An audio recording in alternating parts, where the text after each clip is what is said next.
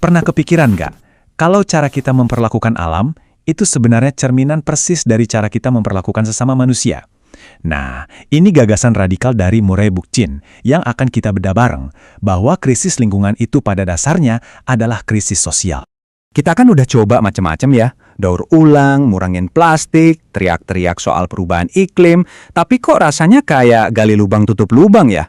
Krisisnya malah makin menjadi-jadi. Mungkin selama ini kita sibuk benerin bagian yang salah. Disinilah seorang filsuf bernama Murray Bookchin muncul dengan jawaban yang menantang semua yang kita pikir kita tahu. Kata dia, coba deh, lupain dulu soal sedotan plastik atau mobil listrik. Itu cuma gejalanya. Akar masalahnya jauh lebih dalam. Ada di cara kita ngatur masyarakat, soal siapa yang punya kuasa atas siapa. Oke, mari kita selami lebih dalam. Untuk ngerti argumennya, kita perlu gali sampai ketemu apa yang Bookchin sebut sebagai akar sejati dari semua kekacauan ini. Nah, ini dia nih intinya, ekologi sosial. Idenya sederhana, tapi kuat banget. Masalah lingkungan itu sebenarnya masalah sosial yang lagi salah kostum. Coba pikirin deh, ketidaksetaraan ekonomi kan maksa orang buat eksploitasi alam. Diskriminasi bikin masyarakat jadi nggak stabil dan nggak adil. Jadi, kata Bookchin, kalau mau nyelamatin planet, kita harus beresin dulu masyarakat kita. Dan ini dia poin kuncinya. Pikiran bahwa kita bisa menaklukkan alam, ngelihat hutan cuma sebagai tumpukan kayu, atau sungai cuma buat pembangkit listrik, itu nggak muncul gitu aja dari langit. Itu adalah fotokopian langsung dari cara kita menaklukkan sesama manusia dalam masyarakat yang penuh hierarki. Dominasi atas alam itu lahir dari dominasi atas manusia. Dan ini, jangan salah, bukan masalah kemarin sore. Bookchin melacak jejaknya jauh ke belakang, ke sejarah panjang dominasi dalam masyarakat manusia. Sebuah warisan yang tanpa sadar udah ngebentuk hubungan kita sama alam. Coba kita lihat jejak sejarahnya. Dimulai dari hierarki yang paling awal, yang tua atas yang muda, laki-laki atas perempuan. Terus, hierarki ini dibikin resmi dan formal oleh negara. Puncaknya, kapitalisme, dengan mantra saktinya, tumbuh atau mati. Setiap langkah ini kan makin memperkuat logika dominasi. Makanya, krisis ekologi sekarang ini bukanlah kecelakaan. Ini adalah tujuan akhir yang nggak bisa dihindari dari warisan dominasi ini. Kutipan dari Bookchin ini, wah benar-benar merangkum semuanya. Kalau kita mau nyembuhin hubungan kita sama alam, kita harus sembuhin dulu hubungan kita satu sama lain. Titik. Oke, jadi kalau masalahnya itu sosial dan struktural, ya solusinya harus sosial dan politis juga dong. Bookchin nggak cuma ngasih diagnosis, dia juga nawarin resepnya. Yuk kita lihat solusinya, mulai dari kerangka politiknya dulu. Visi Bookchin itu jelas banget di sini.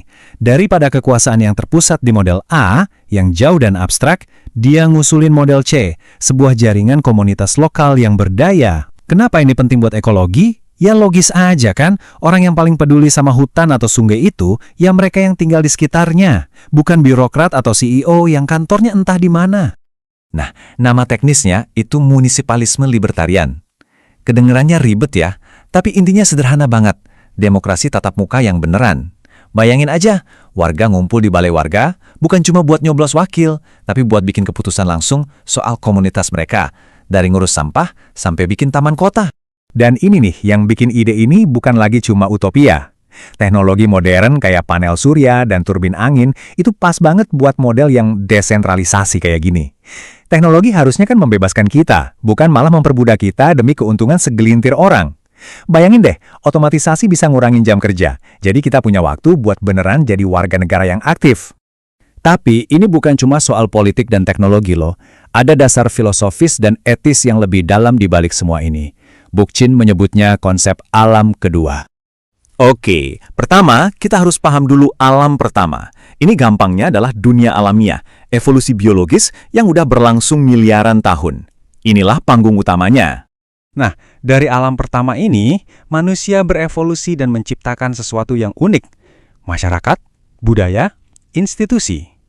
Inilah yang disebut Bookchin alam kedua. Poin pentingnya, ini bukan sesuatu yang nggak alami, justru ini kelanjutan dari alam. Sama kayak sarang lebah, itu alam keduanya lebah.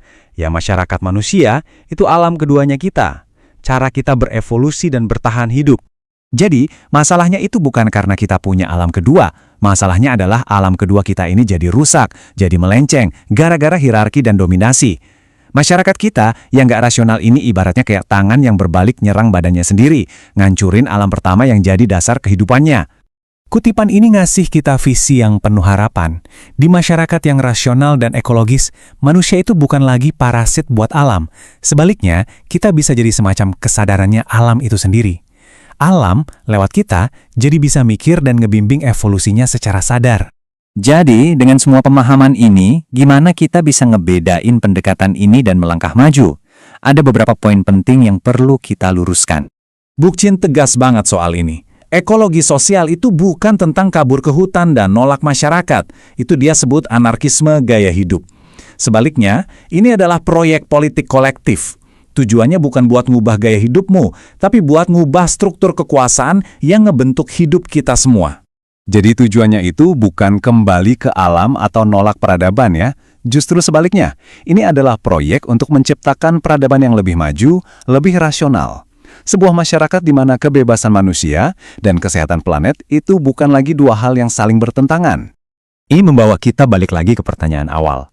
Kalau ratusan solusi teknis dan perubahan gaya hidup ternyata belum berhasil juga, mungkin kita memang selama ini ngelihat ke arah yang salah.